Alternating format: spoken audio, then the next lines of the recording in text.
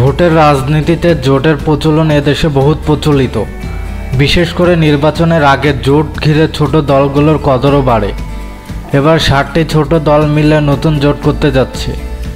নেতারা বলছেন আদর্শ আর উদ্দেশ্যই তাদের এক করেছে, তবে এ নিয়ে মাথা ব্যথা নেই আওয়ামী লীগের। ভোট এলেই জোট হয়, এ যেন বাংলাদেশের রাজনীতিতে এক চলমান প্রক্রিয়া। তবে এবার রাজনীতিতে নতুন আলোচনার জন্ম দিয়েছে আসম আব্দুর রব মাহমুদুর রহমান মান্না আর জুনায়েদ সাকিদের নতুন জোটের ঘোষণা। এ নিয়ে নাগরিক ঐক্যের আহ্বায়ক মাহমুদুর রহমান মান্না বলেন, আদর্শ আর উদ্দেশ্য ছোট মিলে এই জোট, যার কলেবর ভবিষ্যতে বাড়তে পারে। তিনি বলেন, আমরা প্রস্তাবনা হাজির করব, এ নিয়ে বিএনপির সঙ্গে কথা বলবো, আর কেউ যদি আসতে চায় তাদের সঙ্গেও কথা বলবো।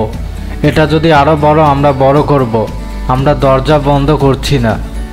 গণসংহতি আন্দোলনের প্রধান সমন্বয়ক জুনায়েদ সাকি বলেন, ভোটাধিকার প্রতিষ্ঠার লড়াইকে কিভাবে বৃহত্তর লড়াইয়ে পরিণত করা যায়।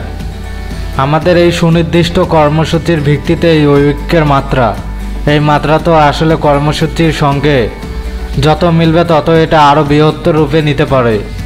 বড় রাজনৈতিক শক্তি বিএনপিকে বাইরে রেখে নয়, বরং সরকার বিরোধী সবাইকে নিয়ে যুগপৎ আন্দোলনের সূচনা করতে চান তারা।